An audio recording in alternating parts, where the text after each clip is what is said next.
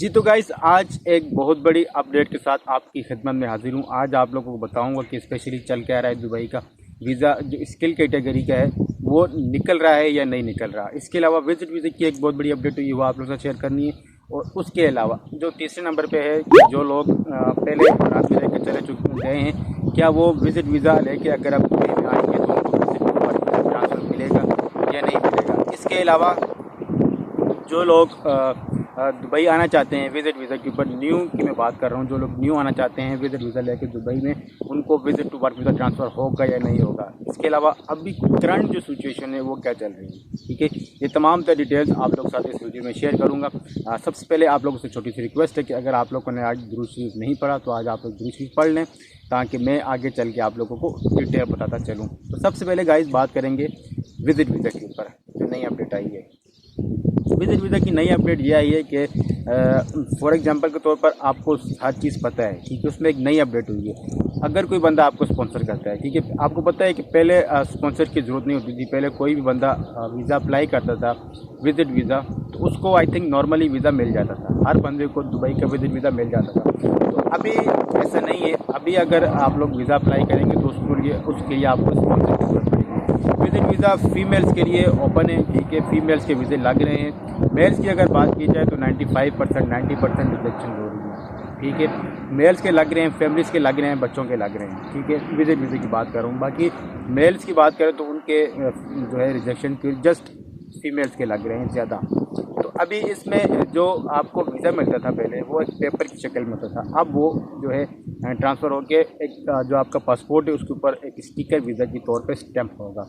जिस तरह पहले आपको पता है कि जो लोग दुबई में काम कर चुके हैं उनको पता होगा कि उनके पासपोर्ट के ऊपर जब कंपनी उनका वीज़ा लगाती है तो उस उनके पासपोर्ट के ऊपर वो कंपनी स्टिकर वीज़ा लगाती है जो वर्क वीज़ा होता था। अब इसी तरह सेम लाइक विजिट वीज़ा भी अगर आप लोग अप्लाई करेंगे तो आपका अगर अप्रूव्ड होगा, कोई स्पॉन्सर आपको विजिट वीज़ा में बुलाते हैं तो आपका जो है पासपोर्ट के ऊपर स्टैंप होगा, ठीक है।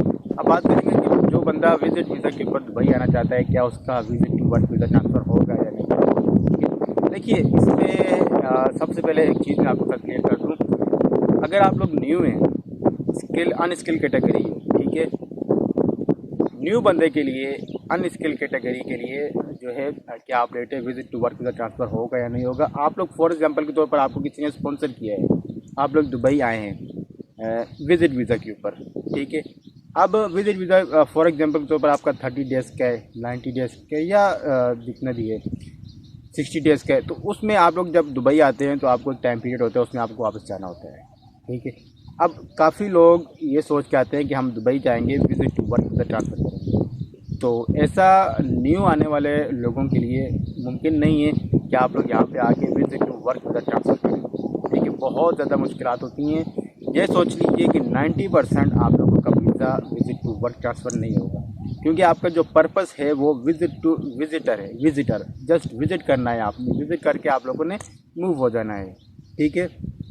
अब अगर आप लोग विज़िट करके मूव नहीं होते हैं तो जो बंदा आपको स्पॉन्सर करेगा उसके लिए भी मुश्किलात होंगी और आपके लिए भी मुश्किलात होंगी। तो इसीलिए अभी थोड़ी सख्तियाँ की गई हैं, ठीक है।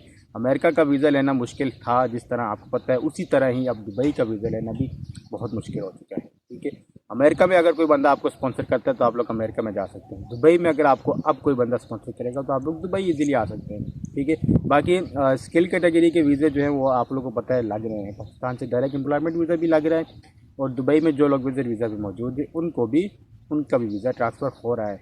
बस शर्त उनमें उनकी जो डिग्री है वो अटेस्ट होनी चाहिए, उनके कोई डॉक्यूमेंट्स फेक नहीं होने चाहिए, ठीक है। कोई भी डॉक्यूमेंट्स आप लोग अटैच करते हैं वीज़ा सबमिट एप्लीकेशन के साथ तो उसको चेक करें, ठीक है। आपके डॉक्यूमेंट्स ओरिजिनल हैं, लेकिन अगर वो टेस्ट नहीं हुए तो आपका वीज़ा रिजेक्ट हो जाएगा, ठीक है। दूसरे नंबर पे जो लोग पहले से इमारात में रह के गए हैं, इस टाइम अगर आप लोग पाकिस्तान में हैं, इंडिया में हैं, अगर आपके पास पहले से पुरानी आईडी है तो क्या आप लोग इस टाइम विजिट वीज़ा पे अगर दुबई में आए तो आपका वीज़ा लग जाएगा। इस बारे में बात करते हैं। देखिए, आप लोग पहले एक कंपनी में अगर आपने काम किया है, आप अपना वीज़ा कैंसिल करके पाकिस्तान चले गए हैं, इंडिया चले गए, बांग्लादेश या किसी भी कंट्री चले गए हैं, तो अगर आप लोग अब दोबारा विजिट वीज़ा पे आएंगे तो क्या आपका वीज़ा लगेगा? जी, इसमें आपके चांसेस ज़्यादा होंगे, क्योंकि वीज़ा लगने में चांसेस आपके ज़्यादा होंगे क्योंकि आपके पास पहले से एमिरेट्स आईडी होगी, कैंसिलेशन पेपर होगा।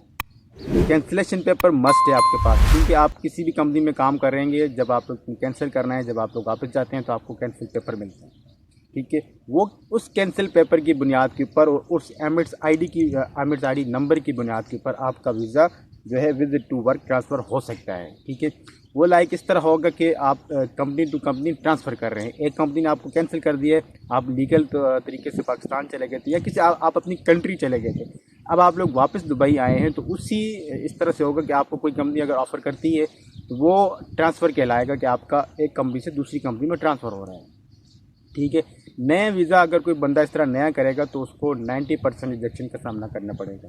ठीक है, ये चीज़ क्लियर हो गई। पुराने जो लोग हैं वो अगर इस टाइम दुबई में आएंगे विजिट वीज़ा के ऊपर वर्क वीज़ा ट्रांसफ़र करने के लिए, तो उनके चांसेस ज़्यादा होंगे visit to work visa transfer करने के लिए। ऐसा अगर आप बात करें कि आप नए लोग ऐसा ना कीजिएगा, क्योंकि आप लोगों ने अपना पैसा ज़ाया करना है जस्ट। इसके अलावा जो दूसरी अपडेट है कि इस टाइम दुबई के अंदर लोगों को वीज़े मिल रहे हैं या नहीं मिल रहे हैं। इस टाइम यही सिचुएशन है दुबई के अंदर। जो लोग स्किल कैटेगरी है उनको तो इजीली मिल रहे हैं, जो लोग अनस्किल लेबर कैटेगरी है उनके वीज़े प्रोसेस नहीं हो रहे हैं। अगर वो नया बंदा है, ठीक है, विजिट वीज़ा के ऊपर आया हुआ है, उनके वीज़े प्रोसेस नहीं हो रहे। उनके वीज़े किस तरह से प्रोसेस हो रहे हैं ये भी मैं आप लोगों को बता देता हूँ।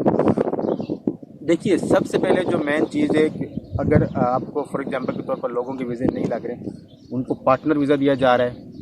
ठीक है, उनको इन्वेस्टर वीज़ा दिया जा रहा है, उनको फ्रीलांस वीज़ा दिया जा रहा है। ये पार्टनर इन्वेस्टर वीज़े के ऊपर आप लोग लेबर अप्रूवल नहीं ले सकते। ठीक है, किसी भी जगह में आप लोग दुबई में आते हैं, आप लोग काम करने की नीयत चाहते हैं, तो आप लोगों को सबसे पहले चाहिए होता है उसके लिए वीज़ा। ठीक है, नए बंदे का वीज़ा अप्रूवल नहीं आ रहा है, ठीक है, बहुत कम है, बहुत कम, जो ना होने के बराबर है। तो उस बंदे को एजेंसीज वाले हैं, जो लोग फ्रॉडिये बैठे हुए हैं, वो लोग उस बंदे को कहते हैं कि आएँ हम आपको वीज़ा देते हैं। उस वीज़ा देने के चक्कर में वो उस बंदे को फंसा देते हैं। किस तरह फंसा देते हैं? अब उसको दे देते हैं इन्वेस्टर वीज़ा, पार्टनर वीज़ा, या उस बंदे के नाम के ऊपर कोई कंपनी छोटी सी ओपन कर लेते हैं, उससे 10,000 दिरहम भी ले जाते हैं वीज़ा लगाने के। ठीक है, कंपनी ओपन करके उनको 2-3 कोटे भी मिल जाते हैं। ठीक है, वो 2-3 कोटे आगे सेल भी कर देते हैं, तो उस बंदे को यूज़ करते हैं। अब फॉर एग्जांपल के तौर पर आपको किसी ने पार्टनर वीज़ा दे दिया, कंपनी अगर भाग गई, आप तो फंस गए ना, आप किसके पास जाओगे? आप तो फंस गए। पार्टनर वीज़ा के ऊपर आप लोग काम नहीं कर सकते, क्योंकि आप सेम लाइक अरबाब हो, आप कंपनी के मालिक हो। अब कंपनी का मालिक बाहर किसी दूसरी कंपनी में जाके 1,000 रुपये या 2,000 रुपये के ऊपर काम करेगा या 1,500 रुपये के ऊपर लेबर का काम करेगा, थोड़ी सोचने वाली बात है यार। पार्टनर वीज़ा क्यों आप लोग लेते हैं? ये जस्ट आपके लिए मौत है पार्टनर वीज़ा लेना। इसमें जो नुकसानात हैं वो बहुत ज़्यादा हैं, और जो वाकई में पार्टनर वीज़ा लेते हैं, जो वाकई में पार्टनर्शिप करते हैं, उनके लिए ठीक है। वो अरबाब लोग होते हैं, वो लोग किसी कंपनी में इन्वेस्टमेंट करते हैं, वो कंपनी उनको पार्टनर वीज़ा दे देती है, तो ये इट्स नॉर्मल, ये नॉर्मल प्रोसीजर है। अगर आपने पार्टनर वीज़ा लेके बाहर काम करना है तो आप नहीं कर सकते। ठीक है, जैसे फ्रीलांस वाले किसी दूसरी कंपनी में काम करेंगे तो उनको सबसे पहले उस कंपनी से लेबर अप्रूवल चाहिए होगा।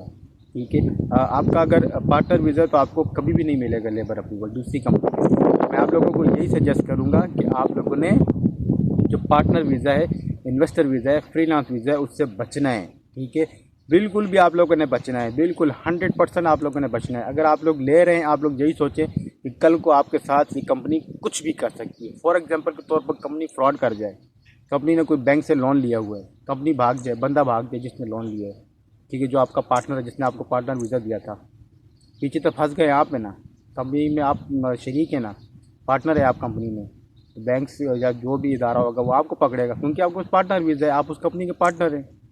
तो इन चीज़ों से बचें, इन चीज़ों में मुश्किलात ज़्यादा हैं और आसानियाँ बहुत कम हैं। इसके अलावा जो लोग भी दुबई के अंदर इस टाइम रह रहे हैं, जो कहते हैं कि हमें वीज़ा नहीं लग रहा, वीज़ा नहीं लग रहा, वीज़ा नहीं लग रहा, तो वो लोग पार्टनर वीज़ा की तरफ जा रहे हैं, तो आप लोग पार्टनर वीज़ा ना लें। पार्टनर वीज़ा जो है जस्ट एक अजाब है आपके लिए और कुछ भी नहीं है।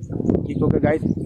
इसके अलावा अभी जो आने वाले दिनों में जो सूरत हाल बेहतर हो रही है वो आपके साथ शेयर आने वाले दिनों में करूँगा। अभी अगर देखा जाए प्रोसीजर तो दिन ब दिन सिस्टम बेहतर हो रहा है, क्योंकि अब मुकम्मल डॉक्यूमेंट्स के साथ, मुकम्मल टेस्ट डिग्रीज़ के साथ अटेस्ट अगर आप लोग वीज़ा अप्लाई करते हैं तो आप लोगों को 100% मिलता है।